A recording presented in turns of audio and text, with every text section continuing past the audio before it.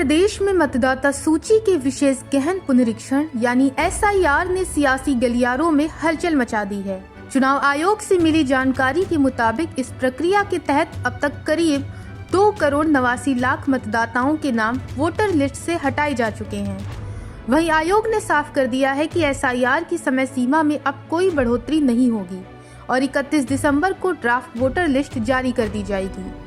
ऐसे में इतने बड़े स्तर पर नाम कटने के बाद प्रदेश की राजनीति में आरोप प्रत्यारोप का दौर तेज हो गया है। वहीं जिन आंकड़ों के सामने आने के बाद प्रदेश की राजनीति तेज हो गई है, चलिए उसके बारे में भी विस्तार से जान लेते हैं। दरअसल आंकड़ों के अनुसार वोटर लिस्ट में सबसे ज्यादा नाम लखनऊ और गाजियाबाद जैसे बड़े शहरी जिलों से हटाए गए हैं। कुल कटे नामों में इन जिलों की हिस्सेदारी करीब 30% बताई जा रही है। अकेले लखनऊ में ही लगभग 12 लाख वोटर ऐसे पाए गए जिनका डेटा कलेक्ट नहीं हो सका। इसके उलट पिछले 14 दिनों में केवल 2 लाख नए मतदाताओं के नाम ही सूची में जोड़े जा सके, जिससे यह साफ है कि इस बार SIR बेहद सख्त तरीके से लागू किया गया है। वहीं इन आंकड़ों के सामने आते ही समाजवादी पार्टी के अध्यक्ष अखिलेश यादव ने बीजेपी पर सीधा निशाना साधा। उन्होंने सोशल मीडिया पर लिखा कि यूपी बीजेपी में जो अंदरूनी खींचतान दिख रही है, उसका असली कारण किसी विद्रोही बैठक से ज्यादा SIR में कटे वोटरों की संख्या है।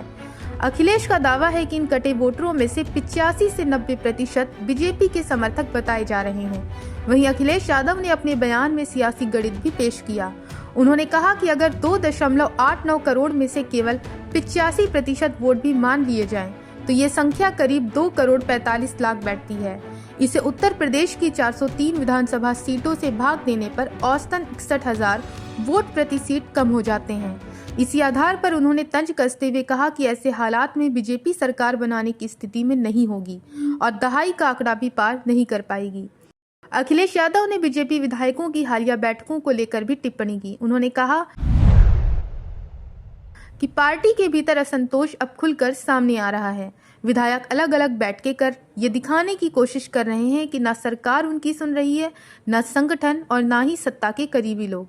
अखिलेश के मुताबिक चुनाव से पहले जब उनके कामकाज के आधार पर सर्वे होंगे तो कई विधायक फेल साबित होंगे। इसी डर से वे सफाई देने में जुटे हैं। दूसरी ओर चुनाव आयोग का कहना है कि SIR का मकसद मतदाता सूची को शुद्ध, पारदर्शी और भरोसेमंद बनाना है। बड़ी संख्या में नाम कटने की वजह डुप्लीकेट एंट्री, मृत मतदाता, स्थायी रूप से स्थानांतरित लोग और ऐसे वोटर हैं जिनका कोई पुख्ता रिकॉर्ड नहीं मिल पाया। खास तौर पर शहरी इलाकों में बड़ी संख्या में ऐसे लोग मिले जिन्होंने गांव और शहर दोनों जगह वोटर ID बनवा रखी थी। आयोग के मुताबिक राज्य में 90% से ज्यादा वोटर मैपिंग पूरी हो चुकी है। 31 दिसंबर को ड्राफ्ट वोटर लिस्ट जारी होने के बाद दावा और आपत्ति की प्रक्रिया शुरू होगी।